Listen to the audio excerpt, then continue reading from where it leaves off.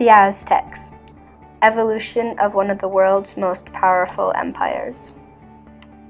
For more than 150 years, the Aztecs were nomadic and traveled over mountain ranges and through river valleys, looking for a sign from their gods on where to create a great civilization. Life was hard for the Aztecs, and because there was a lack of food and water, deaths were very common. The only unoccupied land they could find was a swampy land at one end of a broad lake. There they saw an eagle sitting on a cactus with a snake in its mouth, a sign from their god Huitzilopochtli. After so many years of traveling, they finally settled in a place they called Tenochtitlan. The mountains that surrounded Tenochtitlan gave the Aztecs a sense of security. They felt that the mountains protected the city from attack by invaders. The mountains also limited rainfall in the area, requiring the construction of an aqueduct, a structure which provides fresh drinking water to Lake Texcoco.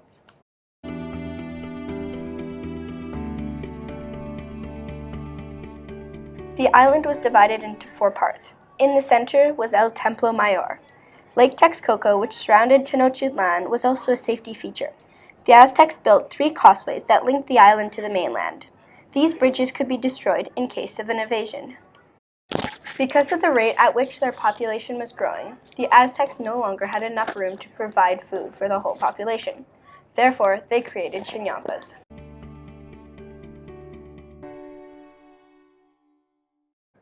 Chinampas were floating islands built in the water around Tenochtitlan to grow crops.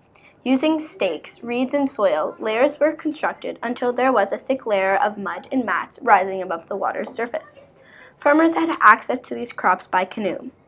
Beans, corn, chili, peppers, and tomatoes were among the crops.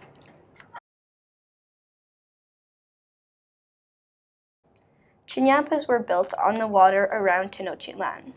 Farmers had access to Chinampas by canoes. They used simple farming tools. As the population grew, the Aztecs relied more and more on the Chinampas to provide their food.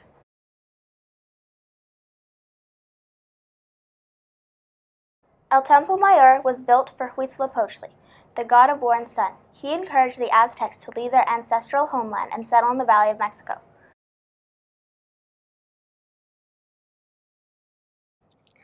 Tezcatlipoca was the most powerful of the gods, also known as the Lord of the Night Sky. Quetzalcoatl was the god of wind. His name means feather serpent. Tlaloc was the god of agriculture and rain. He could unleash deadly floods or withhold rains coming for years, causing droughts and famines. Aztecs feared him because he controlled their survival.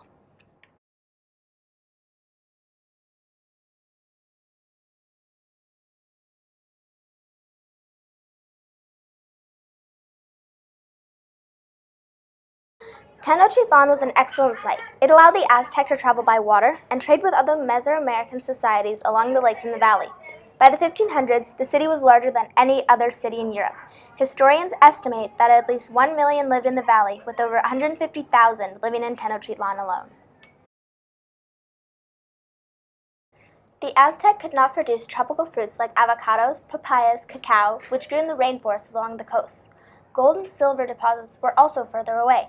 Therefore, they needed to trade with cultures for these goods. A hierarchy is a social system where status is ranked and power is concentrated in the higher ranks. In Aztec society, there were 2 main classes, nobles and commoners. At the top of the Aztec hierarchy was Hueytlatolani, which means great speaker. At the top of the Aztec hierarchy was the emperor. On the bottom were the slaves. In the middle, there was the nobility and priest, merchants, artisans and soldiers, fishers and farmers, and women.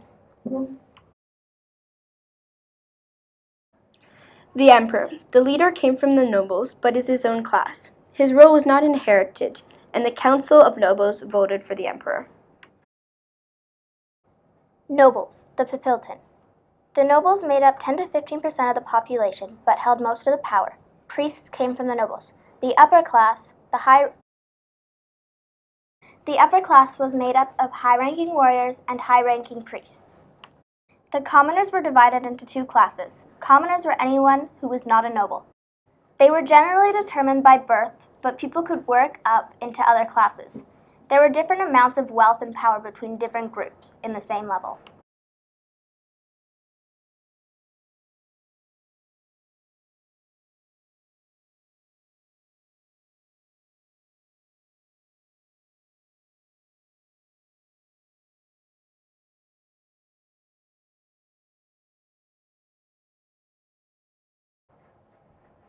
Priests who held high positions on the court were members of the nobility.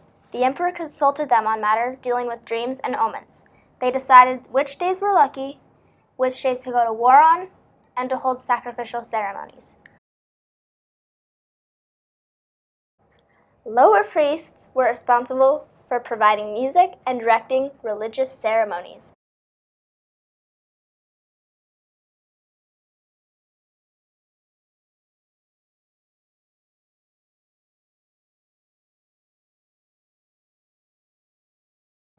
Girls were educated regardless of their social rank. They received oral instruction in history, religion, citizenship, and music. However, at age 16, most girls got married and moved in with their husbands. Women also had opportunities as army doctors, healers, priestesses, matchmakers, and midwives.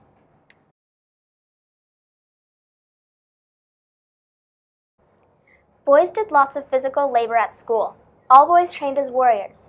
At age 15, boys became warriors and took an active role in battle.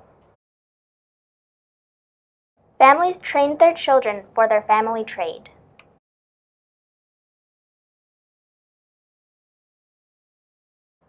The Tlatelolco market was the largest market of the Aztec Empire. Goods on display included fabric, clothing, pottery, jewelry, and food.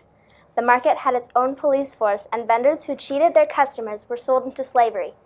Historians believed up to 25,000 people visited per day. Cortez wrote that he believed it could hold up to 60,000 people at a time.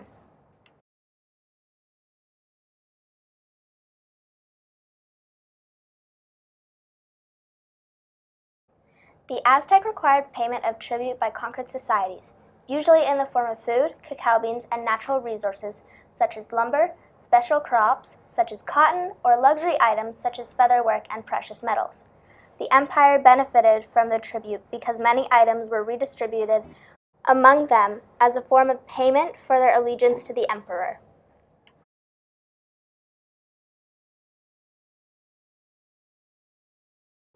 The Aztecs would utilize captured victims for the sacrifice. These ritual killings had deeply religious significance for the Aztec. It was their strongest expression of devotion to the gods. They believed the victims' blood actually nourished the gods. Artisans were skilled craft workers. They were goldsmiths, feather workers, and mask makers. The most prized feathers were of the Quetzal bird. They were associated with the god Quetzalcoatl, the feathered serpent. Aztecs would collect feathers as part of a tribute they collected from people they ruled. Feather work was only worn by nobility, and it was one of the most valued possessions of the Aztecs.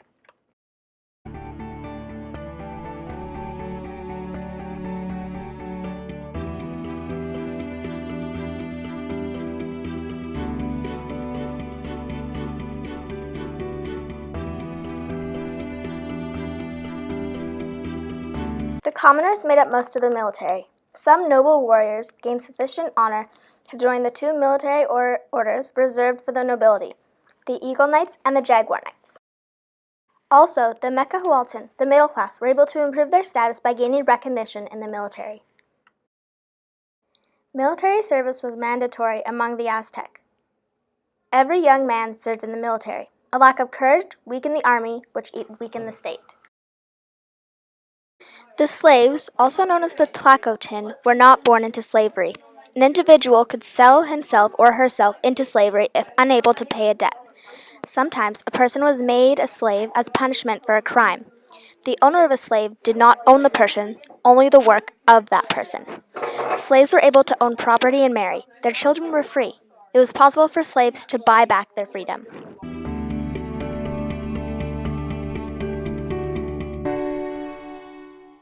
Aztec ideas about illness and medicine were a blend of religion, magic, and medicine.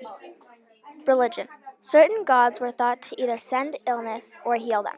Magic. Certain illnesses were thought to be a result of black magic, and whoever did that black magic was condemned. Medicine. The Aztec had a great deal of knowledge of healing properties of plants and minerals. Time was very important to the Aztec. Every aspect of the Aztec life was coordinated into 2 calendars.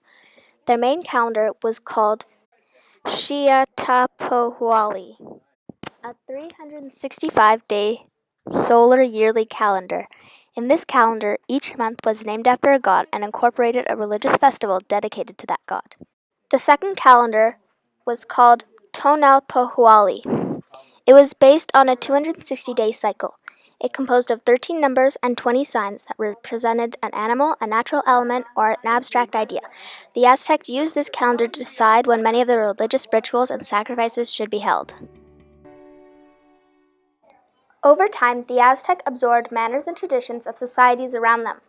Their history was based on constant movement, but after settling at Lake Texcoco, they began to develop a new culture and build on the history of their migration, their strong religious beliefs, and the legacy of societies that had flourished before them.